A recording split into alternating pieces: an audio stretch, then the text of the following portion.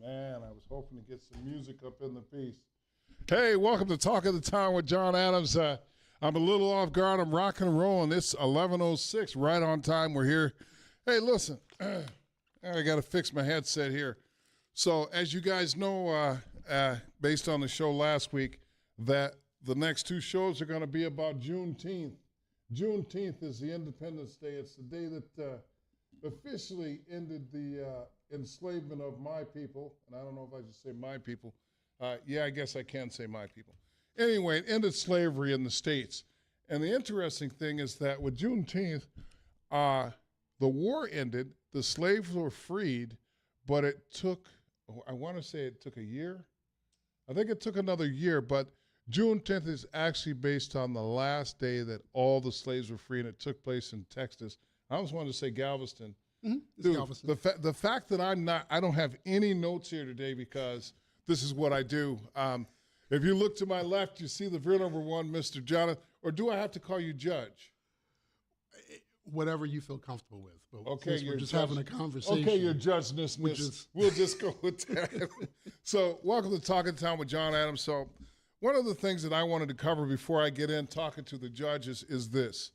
During the week, I've read a lot of things about what Juneteenth is. It's a made-up holiday. Why do we need to have an Independence Day? I'm going to answer all those questions right now, okay? First of all, I'm American, okay? I need you guys to understand that. So I celebrate the 4th of July. You guys heard me say it. Hot dogs, hamburgers, potato chips, the nondescript pop with no name. You just had limeade and root beer.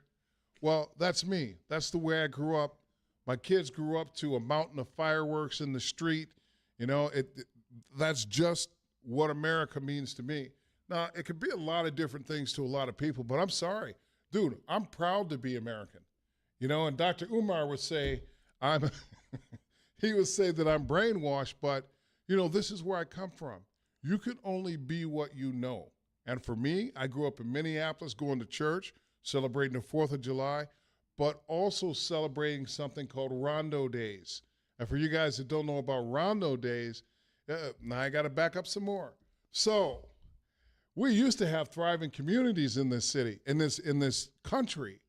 But when they decide to put in the interstate, like 94 and 35, most of your highways run through formerly prominent black neighborhoods, okay? I need you to understand your highway system, 94, 35W, I grew up probably 6 blocks from 35W. That went through a major black community in Minneapolis. But, you know, there's some people that want you to believe that we've never thrived in the United States when it's been the opposite.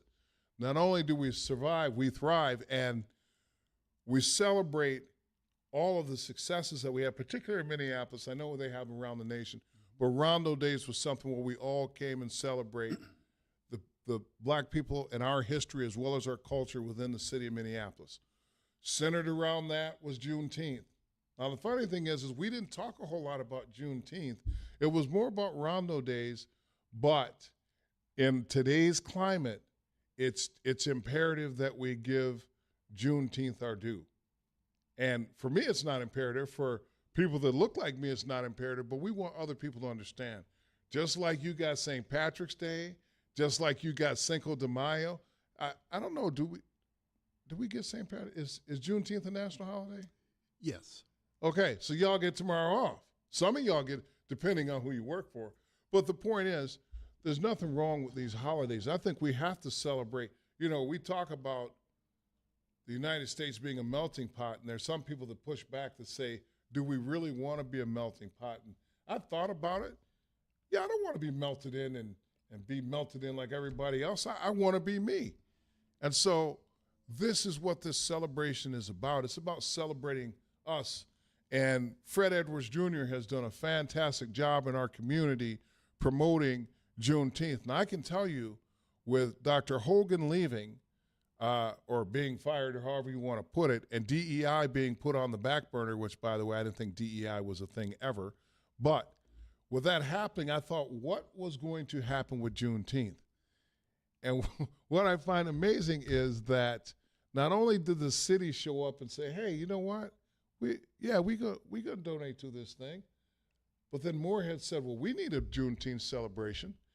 And then Jamestown said, we need a Juneteenth celebration. And I'm getting goosebumps. If you guys can see me, I'm getting goosebumps right now because when I talk about the positivity of Fargo Moorhead, this is what I'm talking about.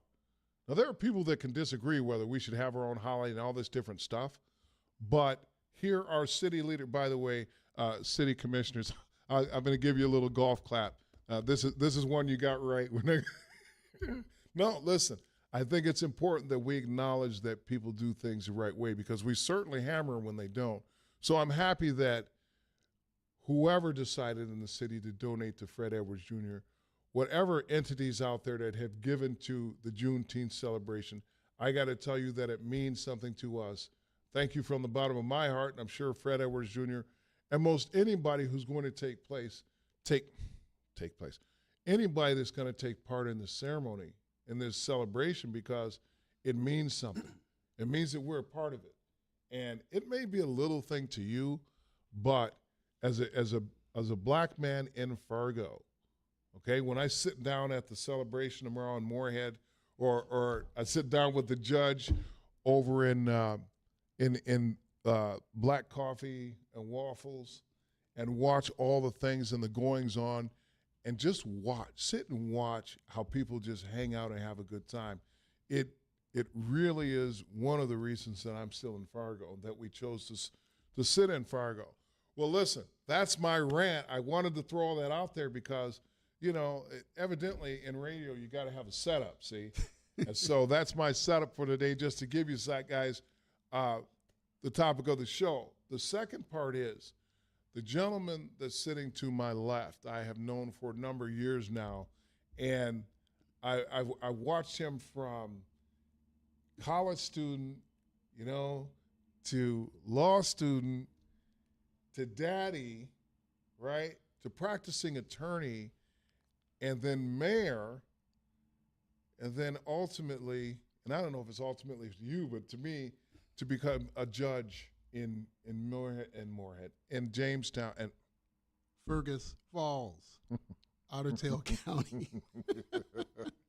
You have to forgive me. This is one of those days that I didn't take any Adderall, so I'm a little scattered. But welcome to the show, Mr. Judge. I'm Mr. Judd. Mr. Judd, proud to have you here. First is my friend, because y'all don't know this, but, a lot of times when things happen, I have to lean on people. And this man is one of my friends that I can say that he always gives the advice that makes the most sense. Okay? He always gives me advice that I can use. And sometimes it's in regard to my wife.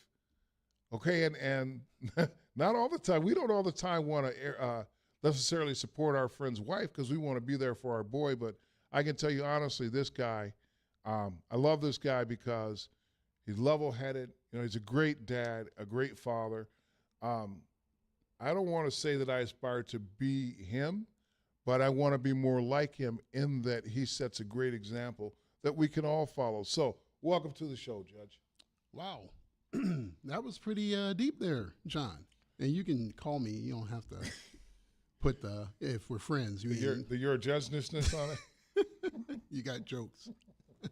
Well, I'm happy that you're here. Number one, because, it's important that people have heard my shtick, okay? And people need to see you in the community. They need to see gentlemen like you and know that there are people out there that are still pushing pretty hard in the right direction, particularly in the area of law. Because right now, the rule of law is under attack, And it's like, well, where do we go from here? And I wanted to have you on because you and I talked about this. And when I was growing up, judges were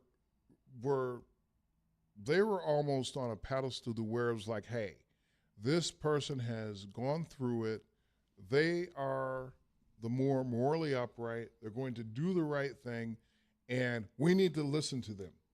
Okay, we need to pay attention to them because they are the distributors of justice.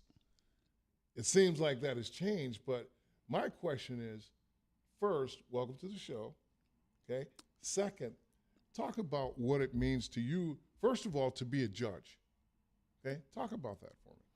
Well, first, thank you for having me, and I'm happy that we were able to finally, after a while, get this in formally. But what it means to me to be a judge, well, to me it goes pretty deep because I wouldn't be where I'm at without this community. Right. Mm-hmm. Period. So what it means to me is that there's a lot of people. Back in North Carolina for sure, that gave me the core values, that at least I think resonates a commonality with people. So what it means to me is that whether you are family, friend, teacher, administrator, whoever has made contact with me, Mm-hmm. I carry those values that were taught to me by my community and not just geographic, whether it's, school, college, law school, life, what have you. Mm-hmm. And I carry that with me. And so in essence, you're carrying the community with you. Right. When you, sit up on the bench. The bench. Yeah. Well, not only you carry the community, but you also carry a number of different things on your shoulders. First of all, your family values you take to the bench, right? Hey, listen, I've evidently talked my way through the first segment of this show. When I come back, we're going to talk about being on the bench as well as how do you balance, being a judge and your emotion and maintaining fairness in the community. This is Jon Adams for Talk of the Town. If you want to call in, the phone number is 701-293-9000.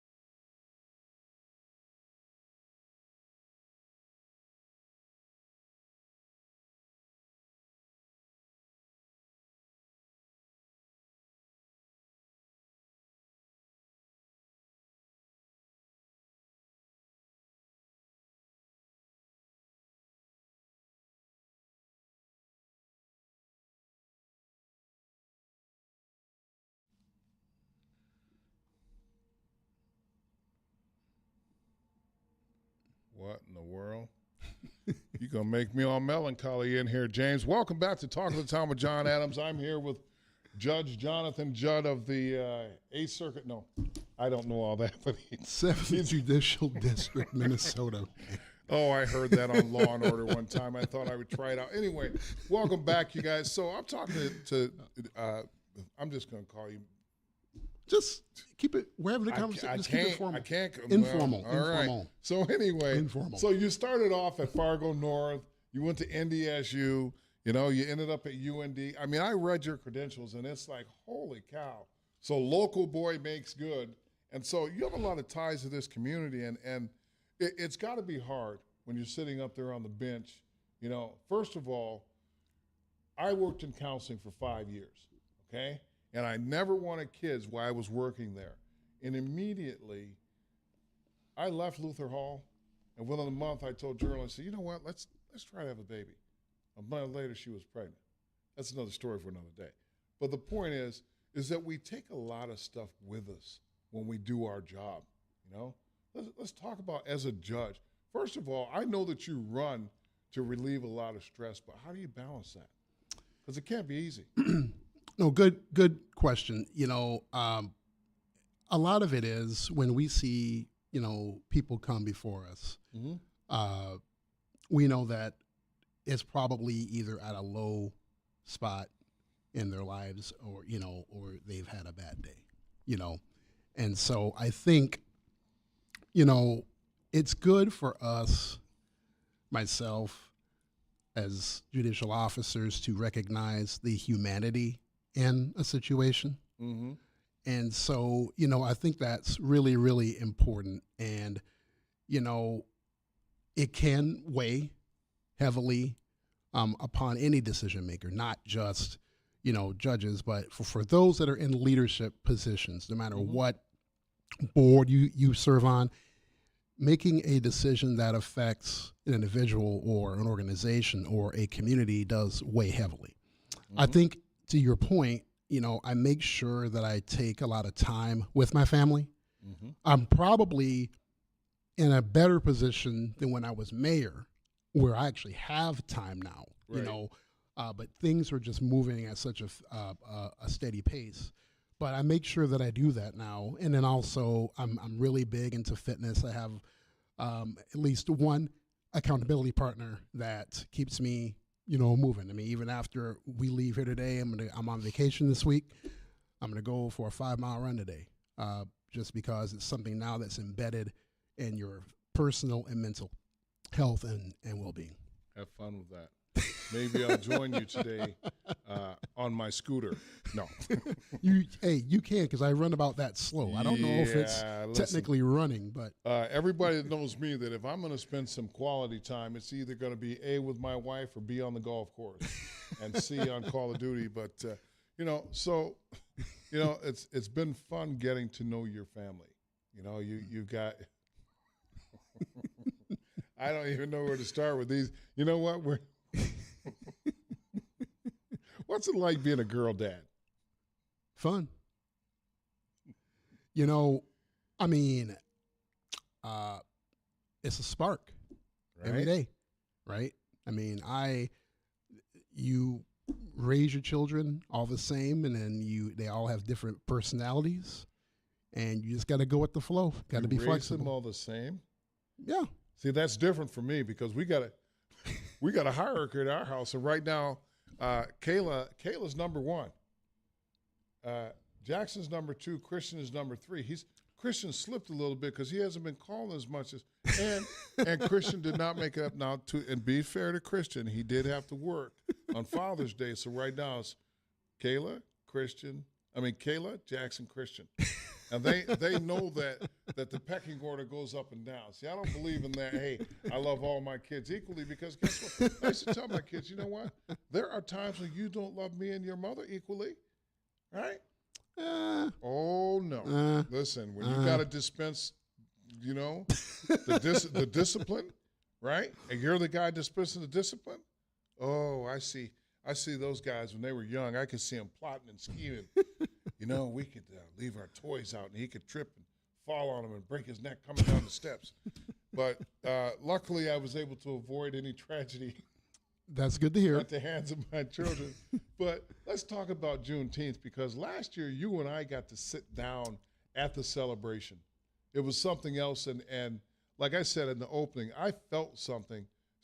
Not only sitting with you, but fellowshipping with other brothers, other sisters. You know, the amount of, for lack of a better word, white people that were there. I mean, I should say European. Well, white European. But anyway, just the eclectic mix of people that were all there, having a good time, eating the food, you know, learning about our culture, as well as, I got to give a shout out to law enforcement. They stayed on the perimeter, which I thought was very telling.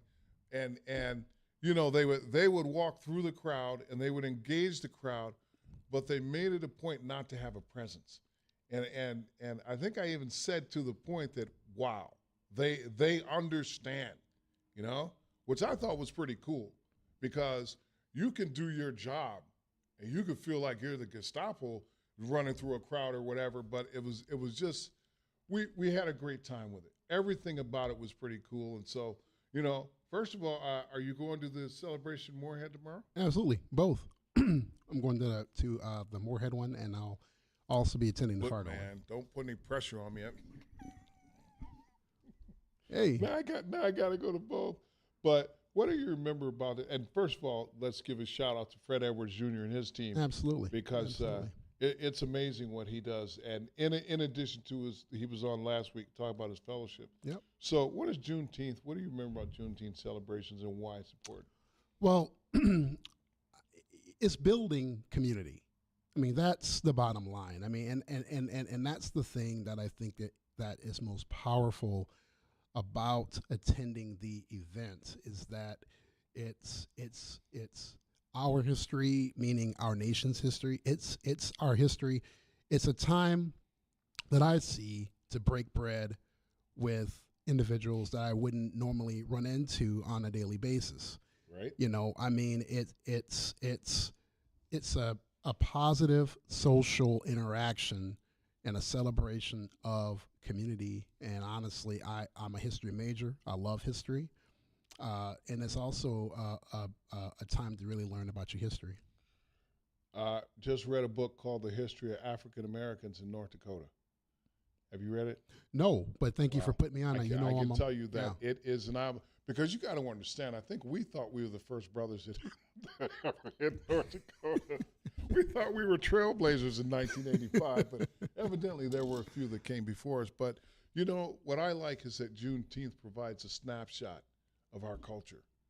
You know, and the celebrations offer it in an environment where people can come down and they can be curious. Right. You know, Absolutely. And the just having people ask questions and not be afraid to ask questions, whereas 364 days a year they're not going to ask. Okay, it just seems like it's something that brings us together. And so just like people like Cinco de Mayo, it's like, hey, the celebrations, the culture, there are going to be speakers, there are going to be singers, there's going to be a host of activities down there that you can engage in. And if nothing else, it's summertime, which means that the kids are not in school. Have your kids come down and celebrate with us. The idea, I know Fred said he wanted to feed at least 1,000 people free. Yeah. And so that's something else. So, you know, there's going to be opportunities to have something to eat. Yeah, you know, and I want to also send a shout out to Fred Edwards and his organization, Fred's Dissonance. Mm-hmm. I want to send a special shout out to all Umoja and their work in the school districts. He's really, I mean, again, this is his time and his team's time. I was so impressed by the celebrations that he has, you know, put on historically. I've tried to make, I know I made both of them last year. I intend on doing that this year. He just, in his group, his vision and how he brings in themes to incorporate the whole community is just powerful. Right. He's amazing. And I can't wait to see they've got a comedian. I didn't get over to Jamestown last week, but we ended up working. But listen, Big Game James says we're up against the break. I see that my boy Rob Johnson is on the air over here, and I got to tell you something. Rob Johnson got a hole-in-one yesterday. Welcome to the club, buddy. Hey, we'll see you on the other end of the break. This is Jon Adams for Talk of the Town.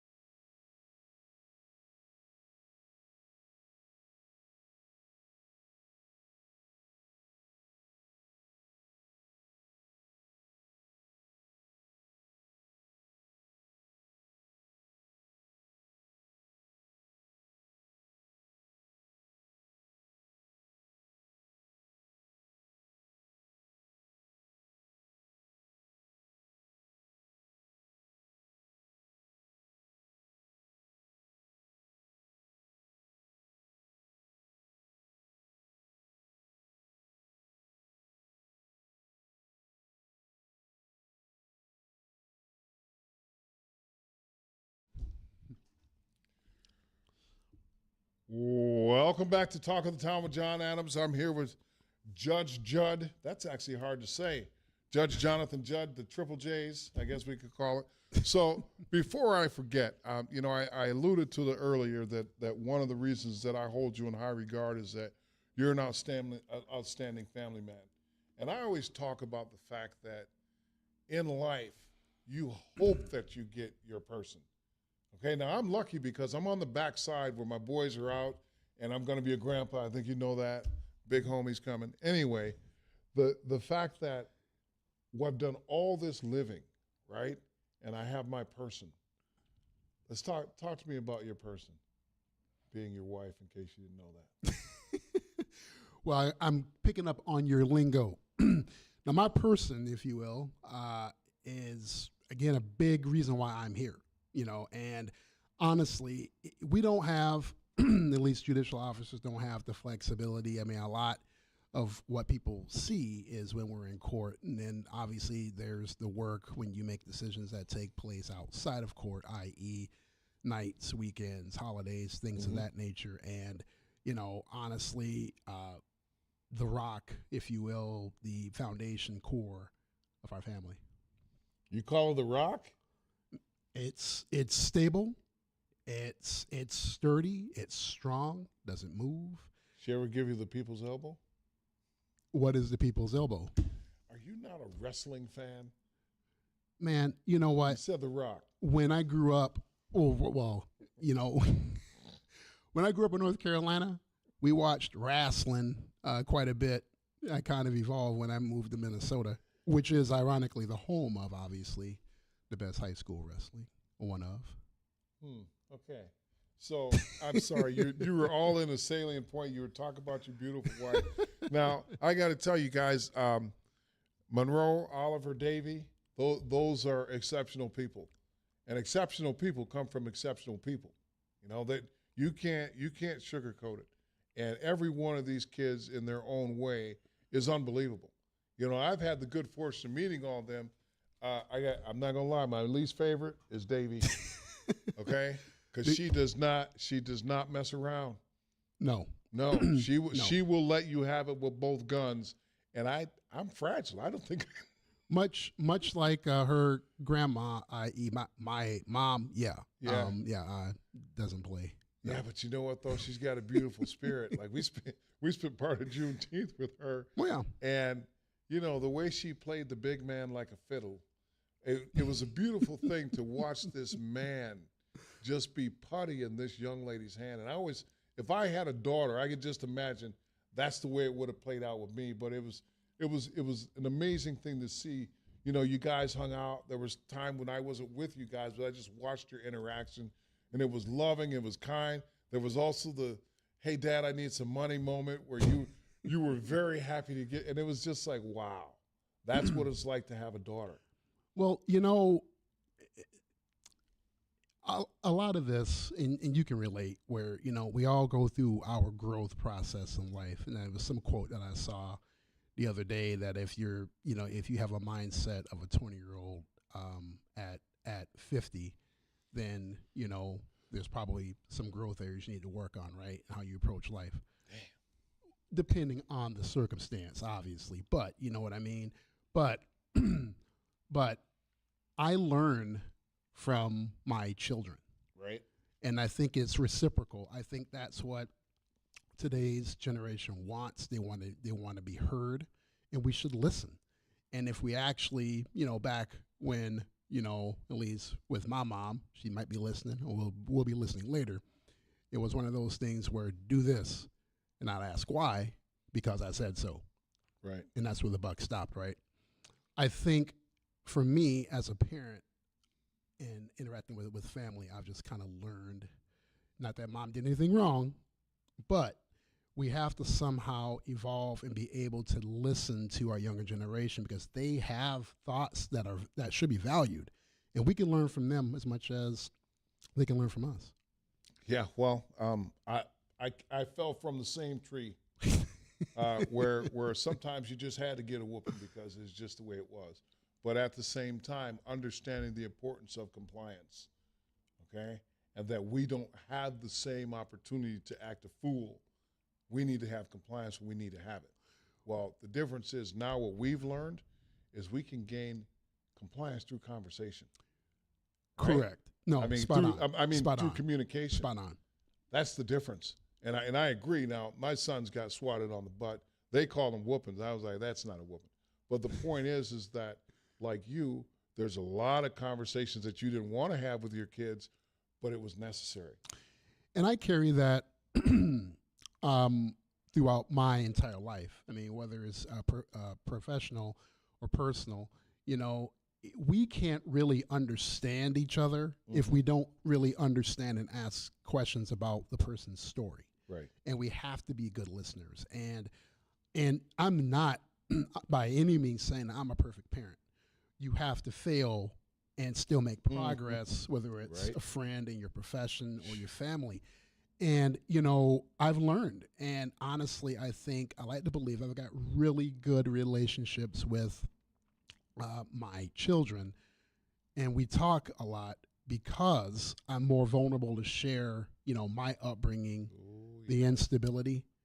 And I think now being vulnerable to my children and having that ear to listen even when they make mistakes, critical.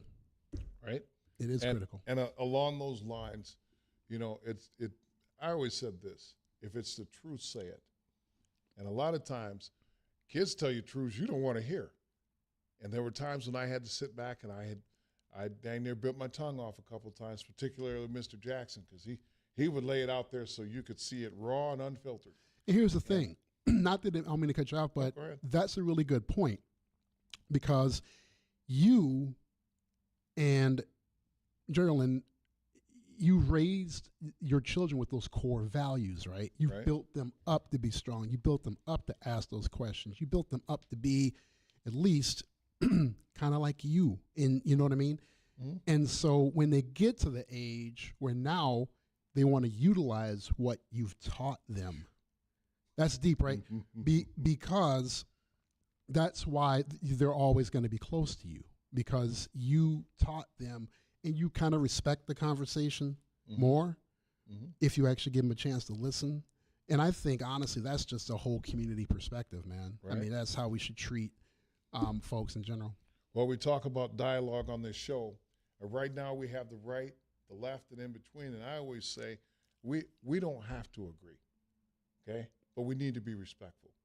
And second, there needs to be dialogue, because let's face it, I have all the answers if you care to listen, right? I'm not saying they're the right answers, but I have all the answers, right?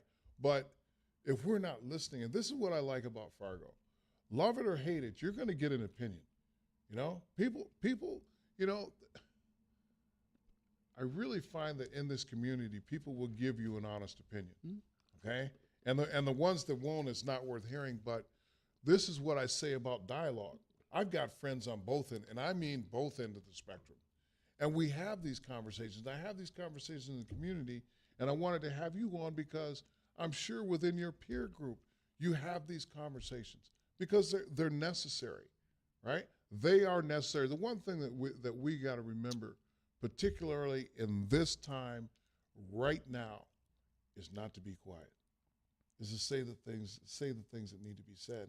And I imagine for you, that's twofold, because as a judge, you have to get it right every day, right? I wash windows for a living. You know, I work as a security guard or a proctor over at Davies. If I get it wrong, okay, there's going to be some impact. But what you do has a profound impact on people. Well, you know, I think, again, it comes down to the leadership and making decisions. You know, one of the things that because we had talked about, you know, the mantra is, I know that, you know, and I think most officers, judicial officers or CEOs or people in leadership really get called out on is if we don't really explain. Mm-hmm.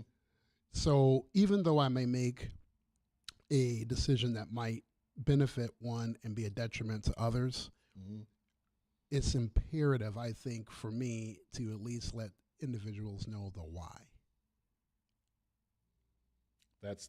First of all, that's powerful, because I talk about all the time that kids nowadays, like when I coach sports, the kids, we didn't need to know the why. Coach said, run to the wall, you run through it. Now, our young people, you better dang well have a good why in order for them to buy in. Listen, Big Game James says we got to pay the bills. Hopefully I get another one of those My Pillow commercials on this highly liberal station, but that's another question for another day. When we get back, we're going to wrap it up with Jonathan Judd, the judge of the 7th, whatever it is, down in Fergus Falls. Judicial District.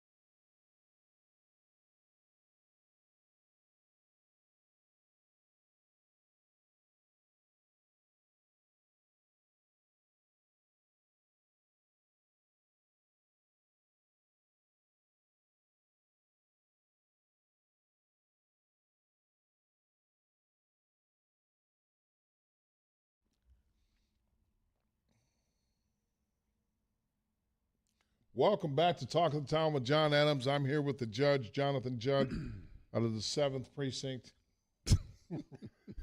You just gonna you guys, I kid because I care. But it's just funny because before we went to break, in my head, I was determined to get it all right and botched it miserably. But, you know, for those of you that know me, it is what it is at this point. But I'm glad that you came on the show. Number one, people get to meet somebody who actually sits on the bench. You know, typically nobody gets to rub elbows with a judge, right? I mean, typically, the average person, if you tell them, have you ever met a judge? It's not like they're going to say, oh, yeah, I live next door to one. It's typically, well, I was in traffic court, I was this and that. But, you know, I say when it comes to these positions, whether it's mayor, law enforcement, doctor, whatever, there are people behind these positions, you know? And I think when we forget that, you know, we look at everything that's going on in the United States, there are lives involved in every situation that you look at. And so, you know, for me, I almost called you Mayor Judd, with Jonathan here coming on the show. And I should just call you JJ. That's what I should have been calling you. You could have done this the whole time. If I wanted you guys to meet this guy because he's a stand-up guy. You know, to me, he's what I would refer to as a pillar in the community. And so I'm going to give you a chance to get some final thoughts. First of all, what are you looking forward to for the Juneteenth celebration? Secondly, what are you going to do this summer? Because you have a week off. Well, one, I can't wait to go to both celebrations because it's just, again, it's about community. And that's the thing. You know, I think on the Minnesota side, there we're being encouraged to be more visible in the community because we are human. I mean, I ref football games. I'm really into, fitness. I ran a 5K in Fergus Falls last weekend. Ran the half in Fargo and the 5K in Moorhead the night before. You know what I mean? I mean, I think the more visible we are, because it just shows that we're human just like everyone else. You know what I mean? And so it's important to be out in the community and be visible. Now, what was the next question you had asked me? What you're looking forward to in Juneteenth? Oh, that's what I'm looking forward to is the community.